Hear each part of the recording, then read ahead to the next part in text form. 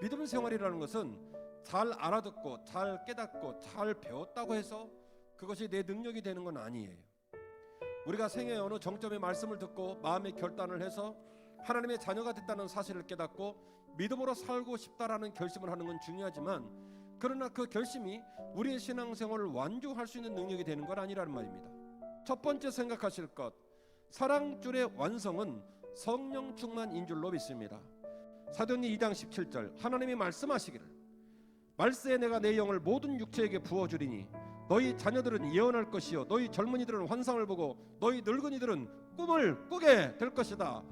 너희 늙은이가 꿈을 꾼다는 얘기는 늙은이라는 정체성의 연약한 부분을 터치하면서 그걸 극복할 수 있는 꿈을 강조하기 위해 쓰신 용례예요. 너희가 늙은이여서 죽을 날을 앞두고 있고 소망도 없고 그저 역사의 뒤안길에 쓸쓸히 사라져가는 것처럼 보이지만 하나님의 영이 너에게 임하시면 너희 늙은이마저도 꿈을 꾸게 될 거라는 거예요. 인생이 무겁고 아픈 이유는 우리 마음대로 안 되기 때문에 그렇습니다. 우리들의 삶을 깊은 절망으로 빠져들게 하는 건 잘 안 바뀌는 겁니다. 제일 안 바뀌는 게 사람이고요, 그 다음에 경제적 환경이고요. 과거에도 그랬고 지금도 그랬고 앞으로도 안 바뀔 것 같은 거예요. 그런데 왜 기도하지 않으십니까? 그게 말로 되겠습니까? 협박으로 되겠습니까? 내용증명으로 되겠습니까? 다른 사람이 와서 도와준다고 되겠습니까? 우리의 노력은 안 된다는 걸 아시잖아요. 내가 가진 방법을 다 써봐도 안 된다는 걸 아시잖아요. 그러면 신앙을 가진 사람은 반드시 기도해야 합니다. 오직 성령이 너에게 임하시면 너희 어린 자녀들이 예언을 하고 너희 젊은이가 환상을 보고 너희 늙은이들은 꿈을 꾸게 될 것이다. 안 달라진다고 생각하지 말고 스스로 절망이라고 판단하지 말고 여전히 일하시고 여전히 새롭게 하실 하나님을 믿고 기도하고 믿음으로 살아가는 거예요. 사도행전 2장 1절에 이렇게 기록합니다. 오순절 날이 이미 이름에 그들이 다 같이 한 곳에 모여 있더니 홀연히 이렇게 시작을 합니다. 오늘만 이 자리에 있었던 게 아니라 어제도 그제도 지난주도 있었던 거예요. 드디어 무슨 날을 맞이한 거냐면 오순절 날을 맞이했다 이 말이거든요.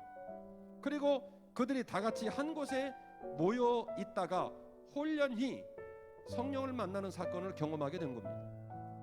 무려 120명이 성령 충만을 받는데 이들이 한 일은 자리를 지킨 거예요. 주님이 말씀하셨거든요. 두려울 수 있다, 겁이 날 수 있다, 흩어지고 싶을 것이다. 그러나 내가 너희에게 이 모든 문제를 뚫고 나갈 수 있는 성령을 선물로 줄 것이니 절대로 내 약속을 믿고 그 자리를 떠나지 말아라. 그 약속을 지킨 거예요. 그 감격적인 날이, 그 은혜 날이 내게도 임할 줄 믿고 그 자리를 지킨 거예요.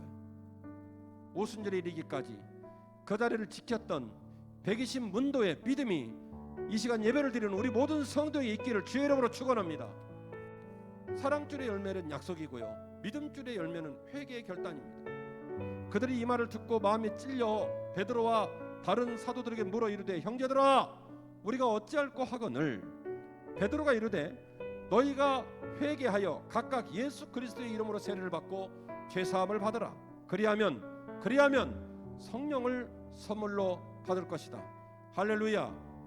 베드로는 중요한 하나의 사건을 요구합니다. 너희들이 주 예수 그리스도께서 너희들의 죄를 위해 십자가를 지시고 돌아가셨다는 사실을 믿는다면 너희들 가슴 속에 있는 주님과 상관없는 모든 죄들을 토설하고 회개하고 성령을 선물로 받으라. 사랑줄의 열매는 약속입니다.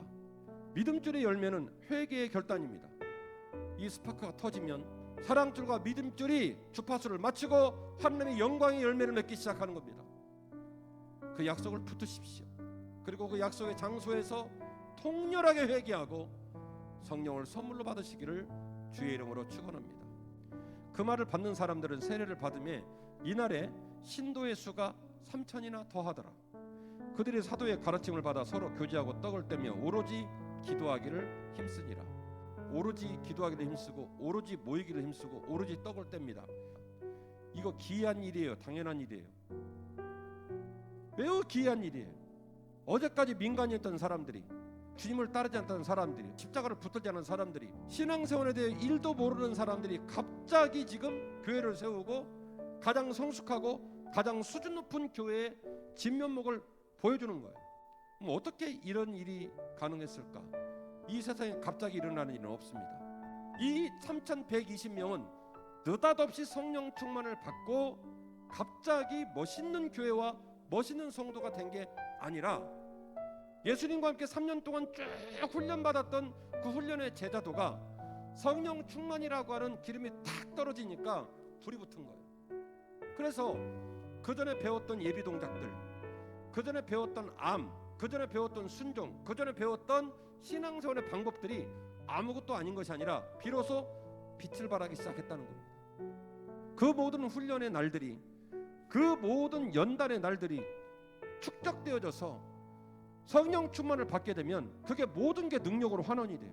사랑하는 한빛 가족 여러분, 삶이 우리를 힘들게 하고 배신할 때가 많지만 우리 주님은 우리를 배신하는 분이 아니시기에 그분이 주신 약속을 붙들고 예수님에 이어 120문도의 제자들이 마가의 다락방을 지켰던 것처럼 주께서 부르신 기도 자리를 지키시고 주께서 부르신 제자 영역의 자리를 지키시고 그리고 실제로 우리의 기도를 들으시고 응답하실 주님을 향하여 믿음으로 나아가는 저와 여러분 되셔서 힘든 인생 하나님의 은혜로 뚫어내고 보람과 열매가 있는 그 길로 나아가는 저와 여러분이 되시기를 주의 이름으로 축원합니다.